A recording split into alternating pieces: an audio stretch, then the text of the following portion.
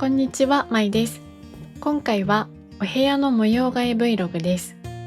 最近子供がずりばいやつかまり立ちで家の中を動き回るようになってきたので、それに合わせてキッチンスペースやリビング、寝室などの収納の見直しや対策をしていく2日間の Vlog を撮ってみました。それでは行ってみましょう。子供が寝返りを打つようになって少し前にプレイマットを購入し、遊べるスペースを作りました。一旦これで大丈夫かなと思ったのもつかの間、驚くほどの速さでつりばいが始まり、活動範囲が一気に増えてきました。そこでお部屋の中をもっと安全に動けるように模様替えをしながら配置を見直していこうと思います。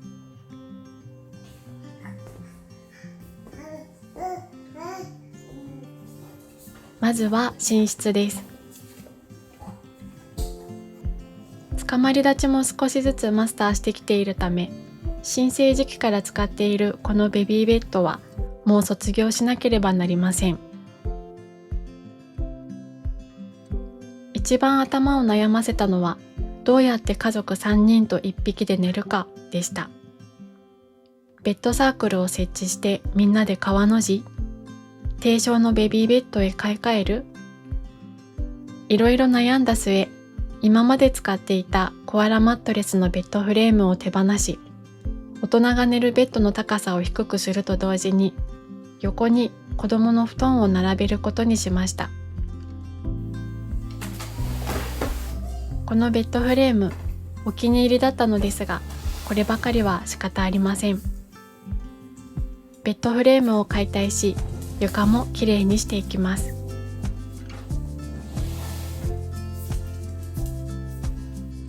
このベッドフレームはコアラマットレスが来たと同時にお迎えしたものでした。それまではベッドフレームを使わずに生活をしていたため、最初は圧迫感を感じていたものの、今となっては落ち着く寝室のインテリアの一つでした。正直少し寂しい気持ちもしますが、今の自分たちに合う環境選びを大事にし、このベッドフレームは使ってくださる方へお譲りしようと思います。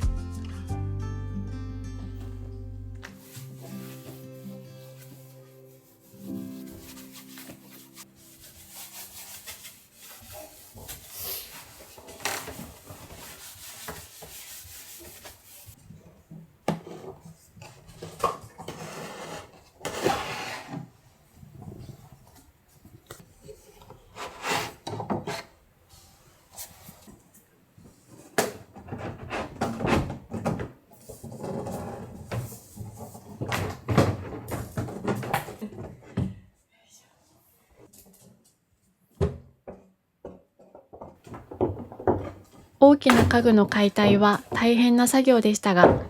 工具を使わずに済んだので、思ったよりあっという間に終わってしまいました。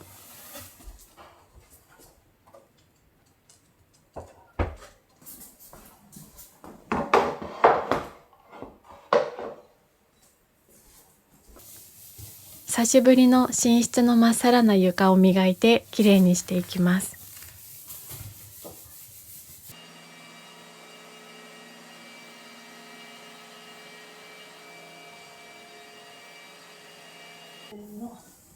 何もなくなった寝室にマットレスを運んでいきます。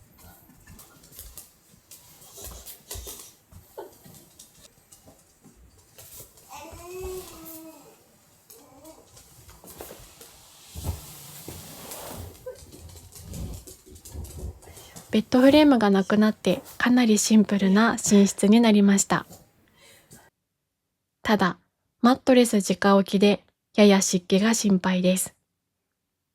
とりあえず今後は定期的にマットレスを立てかけることにします。そして子供用に購入したマットレスが届いたので開封していきます。選んだのは炭素の弦の高反発マットレスです。厚さ10センチで床に直接敷いても底付き感なく使えるものを選びました。圧縮されて届くので膨らむまで1時間程度待ちます。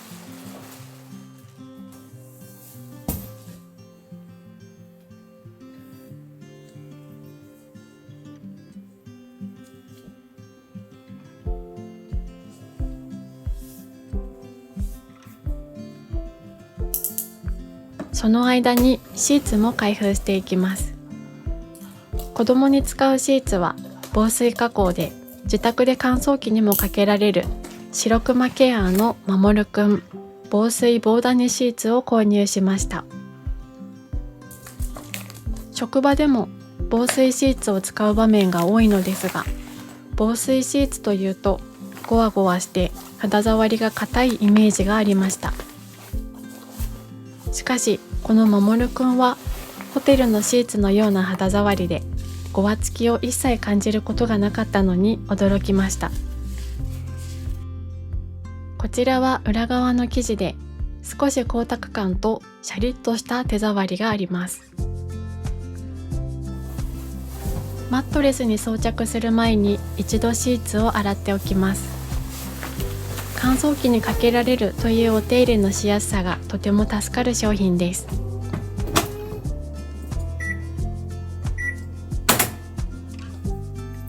マットレスも膨らんできたところで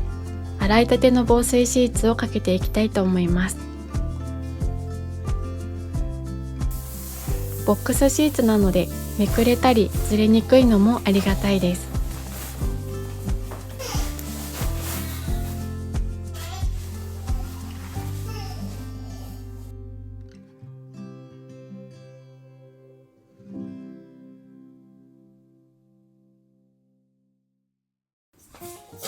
私たちが寝るマットレスの横に子供のマットレスを敷いていきます。ぴったり入る大きさのマットレスを購入したので綺麗に収まってくれるはずだったのですが、若干サイズオーバーだったようです。少し押してはめ込めばピタッとはまり、変に隙間ができるよりかは安心できるので良い誤算となりました。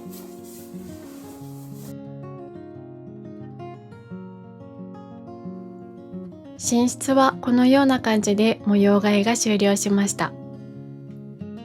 とてもシンプルになったこの空間で家族3人と1匹で寝ていますが、今のところ大きなトラブルもなく過ごすことができています。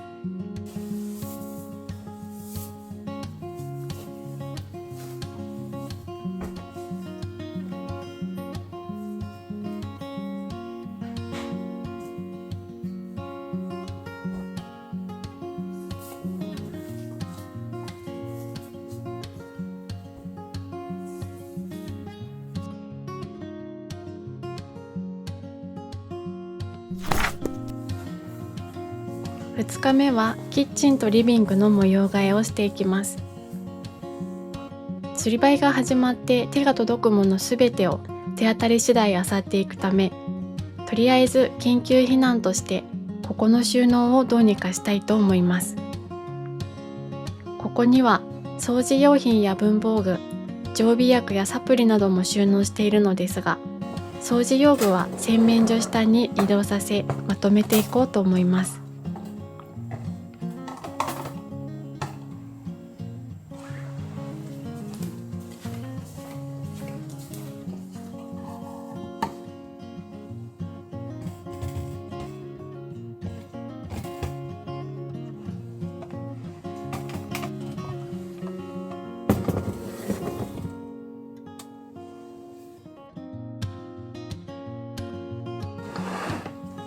文房具や常備薬を収納している木製の引き出しは夫のクローゼットに置かせてもらえることになりました。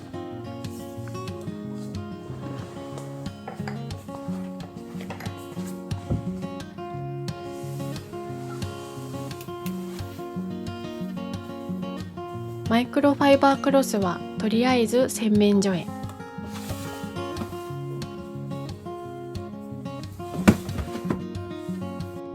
ウェットティッシュは上段へ移動していきます。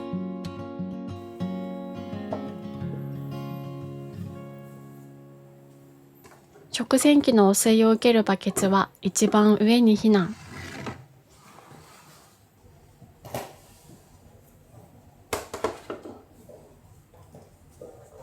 少し不格好な感じになってしまっているので、バケツの収納方法は考えないといけないかもしれません。一番盲点だったのがコンセントの配置でした。良い収納方法もひらめかずですが、ここに置きっぱなしにもできないため、しばらくは配線丸見えで過ごすことになりそうです。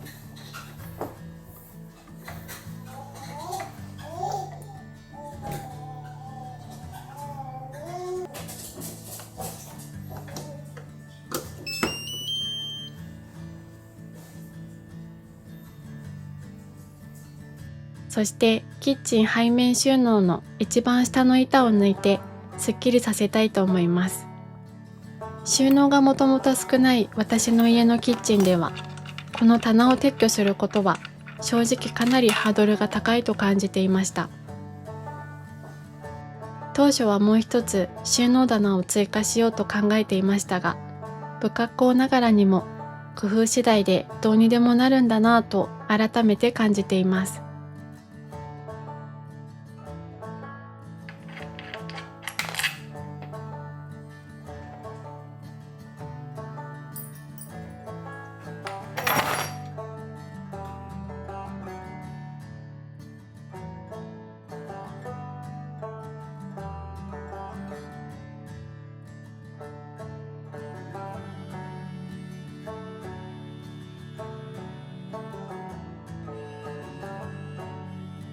洗剤とアルコールスプレーは高いところに移動させて、ひとまずこの状態で生活してみようと思います。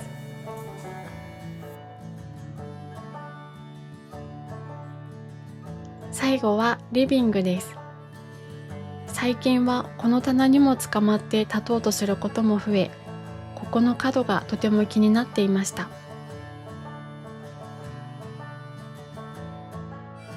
この角を覆うためにコーナーガードをつけていこうと思います。剥がしてしまうからつけても意味がなかったという声も耳にしますが、上手に立ち上がれるようになるまでの一時しのぎにでもなればいいなと思い購入しました。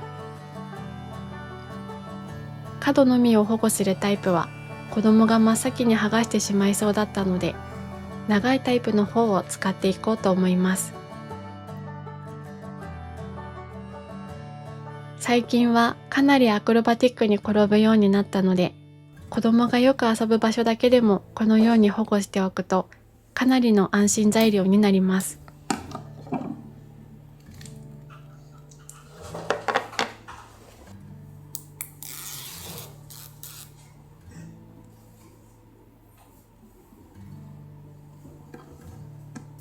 透明なのでインテリアの悪目立ちもしにくく、端まで覆えば角をカバーすることもできます。今のところ子供もコーナーガードの存在に興味は持っていない様子なので、よしとします。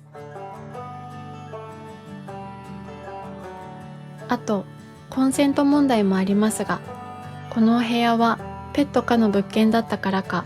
ほとんどのコンセントが高い位置に設置されていて、これにとても助けられています。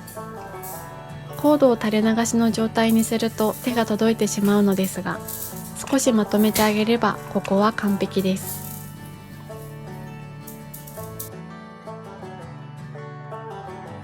ただ、キッチンの出入り口にあるコンセントだけは低い位置にあるので、コンセントカバーを取り付けました。この他にどうしても目が離れてしまう時のためにプレイヤードも購入しました。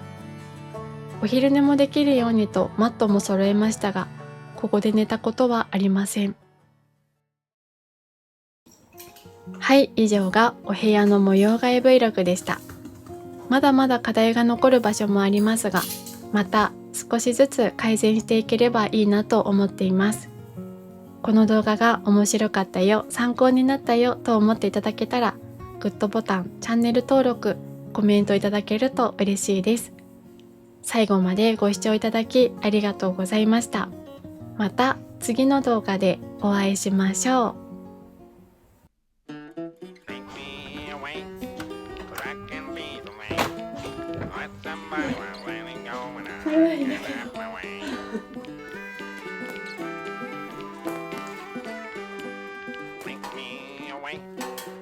I can be away.